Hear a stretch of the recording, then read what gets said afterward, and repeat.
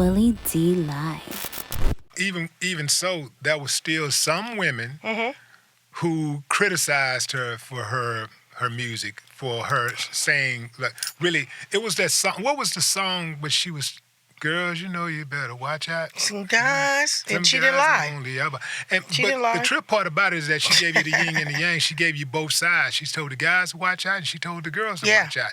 But I remember I was with this chick from Africa. And she was like, yeah, well, that's easy for her to say. She's just talking shit, like. And I'm like, what are you mad about? She gave you both sides. But music is not even to entertain like that. I don't even think music, and that's what I wanted to get out of.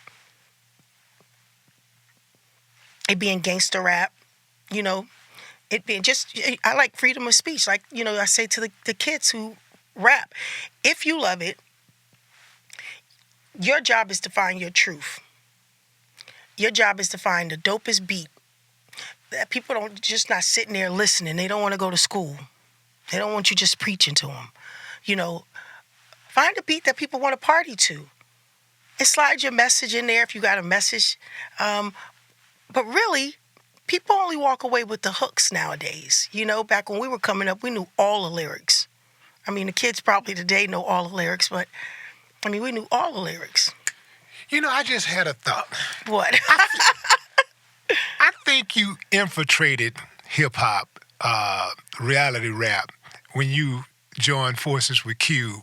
I've just really thought about that. I've never really just really thought about it, because I'm really just, when I think about your message and who you are, I think about that uplifting, positive spirit that you have, and that woman's empowerment thing that you have going on.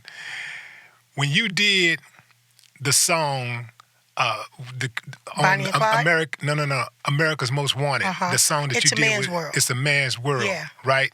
When you did that song with Q, did you have the foresight to know that, okay, I'm gonna do this, and I'm gonna be as raw as possible, but I'm gonna put this message out here about how, a woman, we got something to say too. We're empowered, but at the same time, I'm going to show that I can still be feminine. Because to me, I fought for femininity. That's what's missing. I fought for it. It wasn't that. Cube had a vision. Cube had a vision when we first got together. Cube heard about me, of course, through JD, and that was always my message. I was a battle rapper in school. We always had the hooky song, so every talent show we were in high school, all the kids would come back and sing it. They knew the Deaf City Girls are in this place, but the whole crowd knew it. We would do it. It was a part of our slogan, a part of our group's song, and everyone knew it. When I met Cube, NWA was out doing their thing. I never in a million years thought that I would sign with NWA. At that time, Michael Conception wanted to sign me. He was coming around and knew that I was doing music, and he was signing artists. I didn't want to sign with Michael Conception. I did meet with him. Why didn't you want to sign with Michael Conception? I just didn't know, just the reputation he had in the streets of Los Angeles. I really didn't know him too well. But he just seemed like he just had a reputation that I didn't want to be associated with. Okay. All right. So how did you meet Q? Q came, T-Bone went to school with me at Washington Prep High School, where a lot of artists came from. Dub C, his brother, DJ, Coolio came from Washington. Sir Jinx came from Washington. Candyman came from Washington. Johnny J, who worked with, we had Eve, who the model, it was a preparatory high school, but a lot of. All right. We produced a lot of talent. We had talent shows. A lot of success. Yeah. So Cube heard about me. I was the best on the West.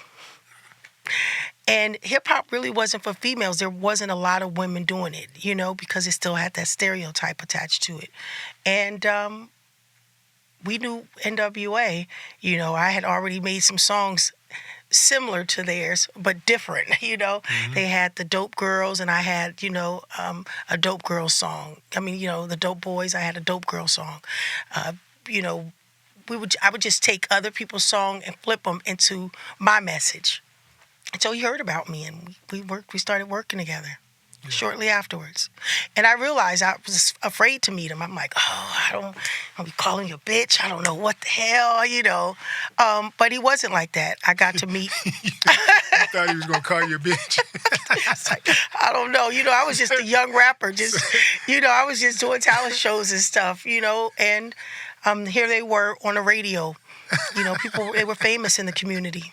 This is funny to me.